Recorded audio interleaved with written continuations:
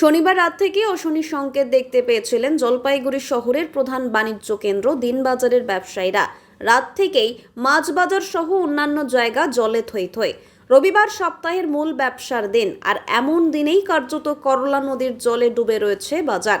এই প্রসঙ্গে দীর্ঘ ৬২ বছর ধরে এই বাজারে মাছ বিক্রেতা সর্বণ শাহ বলেন, বছরে দু একদিন আমাদের এই ভোগান্তির শিকার হতে হয়। আজ মাছ বাজার নিজেই ডুবে রয়েছে। অপরদিকে মূল বাজার করলা নদীর জলে প্লাবিত। এদিকে রবিবার দিনেই সরগরম হয় মাছ বাজার, ভিড় থাকে ক্রেতাদের। আর এই দিনেই যদি দোকান করা না যায় তাহলে কি করে চলবে? অজ্ঞতা দিন বাজারের সংলগ্ন করলা নদীর সেতুর ওপরেই মাছ নিয়ে বসেছে, এমনটাই জানালেন অপর এক মাছ বিক্রেতা জয়দেব দেবনাথ। রবিবার সকালে এক অদ্ভুত দৃশ্য জলপাইগুড়ি শহরে। যে নদীর জলে প্লাবিত ব্যবসা, সেই নদীর সেতুর উপরেই মাছ থেকে সবজি নিয়ে চলছে বেঁচে থাকার সংগ্রাম।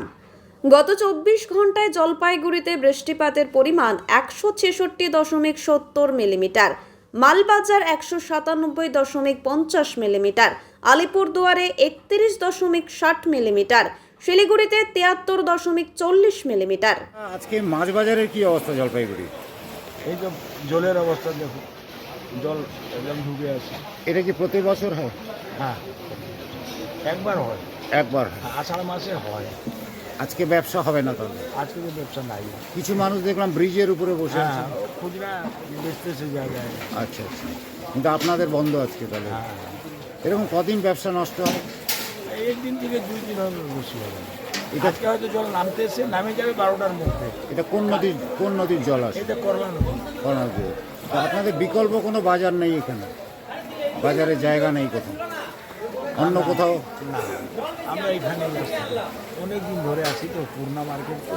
এই জলটা কতক্ষণ ধরে হলো এরকম আছে? এটা কালকে 4:30 দিয়ে ঢুকছে। 4:30 দিয়ে ঢুকছে, 10টা পুরো ছিল রাত্রে।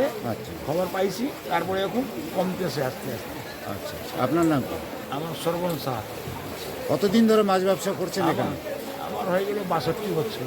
বা মাছের ব্যবসা। মাছের ব্যবসা এই দিন বাজারে? একদিন এইখানে এটাকে কি বাজার বলে? এটাকে দিন বাজার।